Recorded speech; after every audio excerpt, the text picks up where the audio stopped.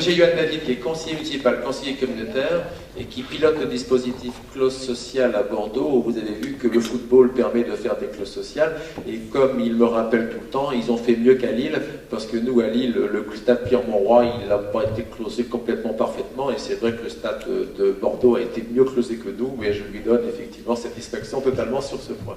Mais on voit bien la présentation qui a été faite par Maya et celle de Béatrice, on est sur des pôles urbains avec des villes et des femmes, parce que c'est des femmes essentiellement, qui ont développé des dispositifs de clause très impressionnants avec beaucoup de savoir-faire et beaucoup de professionnalisme, mais rien ne se fait sans les élus, donc la parole est à M. David. Carrément. Donc, tu m'avais dit que tu me poserais une ou deux questions pour démarrer, merci de ton soutien. Non, la question, tu la connais bien, c'est comment vous avez fait à Bordeaux et quel est le poids du politique pour que ça marche. C'est la question que se posent tous ceux qui sont là et qui sont dans des villes où il ne se passe pas grand-chose, peut-être. Sur le poids du politique, je rappelle toujours que je fais 118 kg, que je suis le plus gros élu du conseil municipal de Bordeaux en termes de poids, mais après ça, je ne peux pas répondre vraiment à la question. Simplement, tout à l'heure, il y a quelqu'un qui l'a dit, et j'ai cru comprendre que dans cette journée, le nombre d'élus présents était inférieur aux techniciens, qu'il y a même certains élus qui se faisaient représenter par les techniciens, et je crois que c'est une erreur. Non pas que les techniciens représentent des élus, mais que les élus ne soient pas là. C'est un vrai combat au quotidien, parce que ce qu'on n'a pas dit, c'est que si j'ai été élu à Bordeaux en 2008, si j'étais venu vous voir en 2008, j'aurais été obligé de dire que j'étais le dernier de la classe. Nous réalisions 12 000 heures d'insertion. Là-dessus, vous avez sur les horaires de Bordeaux, c'est le périmètre Bordeaux-Ville, ce que nous faisons pour tous les donneurs d'ordre, mais sur le périmètre de Bordeaux. Donc en 2008, nous réalisions 12 000 heures et donc 8 000 heures au titre des marchés publics de la ville de Bordeaux. Donc ça m'avait fait dire que nous étions nuls, je crois. Alain Juppé était furax parce que, comme vous l'avez dit, il était un petit peu à l'origine du sujet, donc ça le titillait un peu.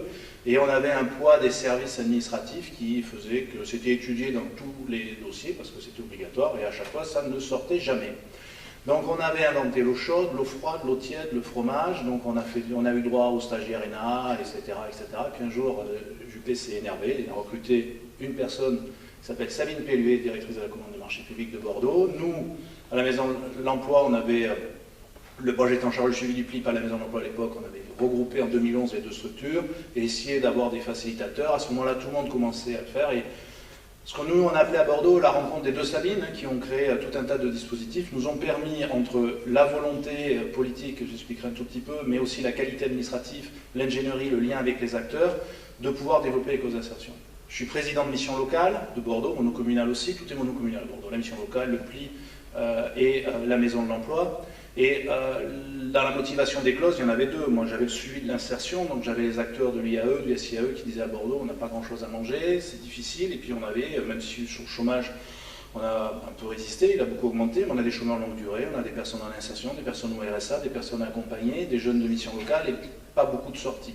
Pas beaucoup d'actions. Quand c'est plus de 700 postes depuis 3 ans maintenant, nous tournons à peu près à hauteur de 700 personnes par an, vous imaginez que pour les acteurs, c'est autant de solutions nouvelles, intéressantes, dans un parcours, parce qu'il faut parler de parcours.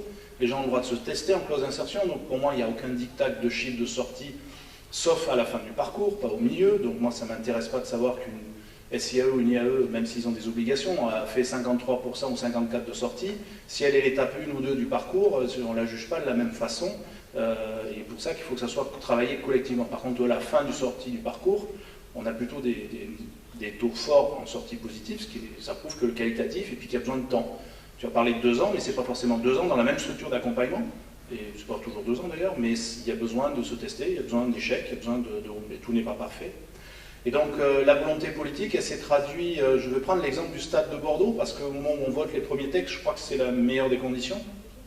Donc les services me disent, monsieur David, ne vous inquiétez pas, comme le maire de Bordeaux, il y a des clauses d'insertion dans tout, et sauf que les services techniques, les mêmes, me disent discrètement, mais sans droit de me le dire, dans le stade, il n'y en aura pas du tout. Donc je vais aller voir Alain Juppé, puis je lui dis, écoutez, il n'y a pas de clause dans le stade. Les services me disent le contraire, donc il s'agace un peu, et en plein conseil municipal, il annonce qu'il y aura 5% de clause sur 185 millions d'euros d'investissement du stade, et comme il a une confiance absolue en tout le monde, il annonce qu'il y aura 1 000 euros de pénalité par heure non réalisée, ce qui fait que ça a un peu stabilisé le sujet.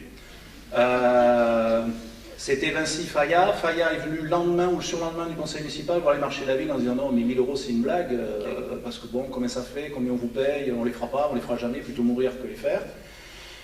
Et quand on a fini les 82 000 heures d'insertion dans la construction du stade de Bordeaux, ils ont tous en cœur fait des films pour promouvoir la clause, expliquer que c'était extraordinaire et de dire que ceux qui n'en faisaient pas n'avaient rien compris. Et ça pour moi ça a été la plus belle victoire. Ça a été la plus belle victoire qui revient aux hommes et aux femmes, parce que je crois que c'est ça l'enjeu, qui revient aux hommes et aux femmes qui ont compris. Aux chefs de service qui ne jouaient pas le jeu, à qui moi mon rôle c'était de donner un grand coup de pied au cul, et qui ont compris après que c'était ça où il fallait avancer. Et derrière, ça nous a permis d'avoir une ville qui donne une capacité d'investissement à la mairie de Bordeaux d'environ 100 millions d'euros par an, et on réalise à peu près entre 100 et 150 000 heures d'insertion sur ces 100 millions. Je considère qu'on peut faire plus. Mais avec la réduction, là, on a un peu baissé. On n'est plus qu'à 80 millions sur l'année 2016. Et on a été, entre guillemets, pas donneur de leçons, absolument pas exemplaire, absolument pas, mais à un moment de dernier de la classe, on a pris une forme d'un petit peu leader, notamment sur la partie innovation. C'est-à-dire, dès que quelqu'un faisait une innovation intéressante sur une construction, alors, pareil dans le stade, on en parlait de la fil de fer, mais c'est un tout petit truc qui est porté par une association, la FEP, qui est un chantier de soudure, qui est un peu flash dance, parce que c'est beaucoup de filles à l'intérieur, qui ne veulent pas toutes être soudeuses d'ailleurs, mais qui s'inscrivent dans cette démarche, et qui pour la ville de Bordeaux, comme on n'avait pas beaucoup d'argent, quand on a des lustres qui sont classés monuments historiques, des choses comme ça, y compris sur le domaine public, avec 3 cassés, ils nous en font 2 neufs. Et comme le stade est en fer à Bordeaux, de la soudure il y en avait beaucoup, c'est eux qui ont fait une passerelle pompier qui fait plusieurs kilomètres. Ils ont livré 3 semaines avant tout le monde 6 tonnes de matériel, et Vinci a été bluffé de la qualité. Et ce qui fait que nous, on a accompagné le développement de la structure qui maintenant, comme vous l'avez dit, se posait de fabrication, mais aussi pose, voire entretien. Et Vinci travaille avec eux aujourd'hui en disant non, c'est plus un acteur d'insertion, je m'en fous, moi c'est une entreprise qui bosse bien dans un métier où j'ai du mal à trouver. Et derrière ces histoires, derrière ce qu'on veut vendre, c'est un débat que j'ai hier encore avec Keolis, qui est le transporteur, où je voudrais que d'intention d'emploi, on passe réellement à une clause d'insertion, mais surtout, moi ce que je voudrais, c'est qu'ils les mettent dans l'entretien des bus et des tramways, parce que sur la mécanique, sur l'emploi, c'est quand même des secteurs où ils vont recruter, parce que si on veut des sorties positives, il faut aussi former, l'enjeu de la diversification. Pourquoi on faut sortir du bâtiment? Ce n'est pas le premier secteur qui recrute non plus, au-delà des garçons et des filles. C'est aussi mettre des personnes dans des métiers, dans des secteurs où il y a de vraies difficultés. Vous l'avez évoqué là, avec le partenariat Pôle emploi sur les clauses d'insertion dans le métier informatique. Il y avait aussi ce débat en disant mais on ne va pas trouver de gens d'insertion, d'ailleurs on ne trouve personne. Du coup, ils n'ont tellement pas trouvé qu'ils les ont pris en CDI.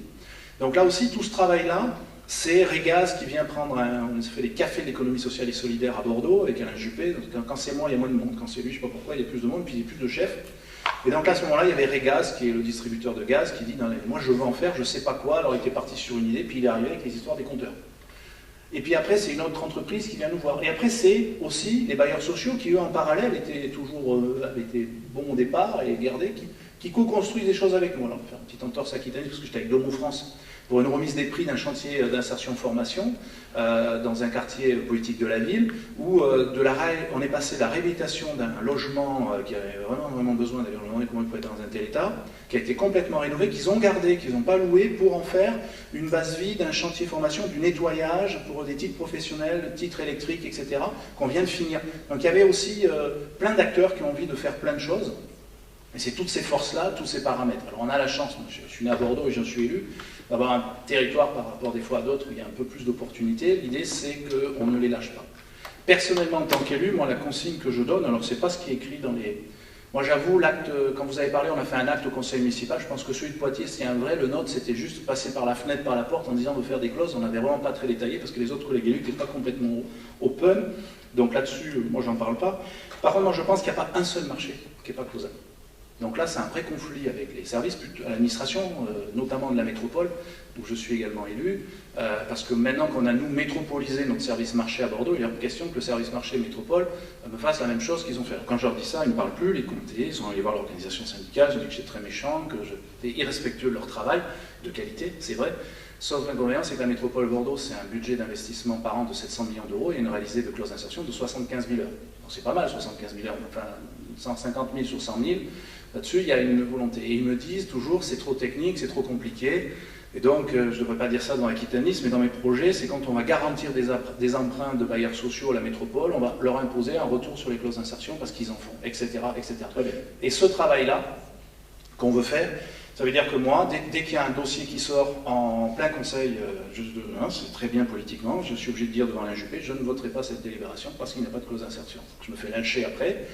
Et je me venge sur celui qui ne l'a pas mis. Et comme Juppé ne me vire pas, on continue ce petit sketch entre nous depuis un petit moment. parce que le pont Jean-Jacques Bosque, qui est un nouveau pont, là, il y a 200 millions d'euros d'investissement, il avait sorti sans clause, donc il y en aura, et le 100, il y en aura, c'est 40 000 heures pendant 2 ans de travaux, donc c'est pas neutre.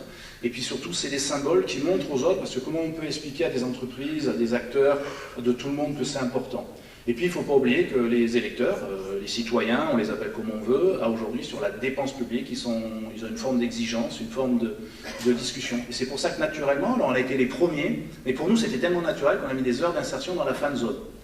Alors sur l'insertion, j'ai tendance à dire que j'ai fait une seule erreur dans ma vie, c'est de mettre de l'insertion dans l'équipe professionnelle des Girondins de Bordeaux, mais c'est un autre sujet que je n'aborderai pas. Je suis désolé, ça ne marche pas partout. Mais par contre, sur le fonctionnement du stade et la fan zone et l'euro, nous mettons des clauses d'insertion. Juste, moi qui m'occupe aussi d'emploi, j'ai une phase 2 des clauses d'insertion. Vous l'avez vu peut-être, ou très rapidement, dans la cité et civilisation du vin qui s'ouvre au mois de juin, on a mis l'insertion dans la construction, on a mis l'insertion dans tous les budgets de fonctionnement.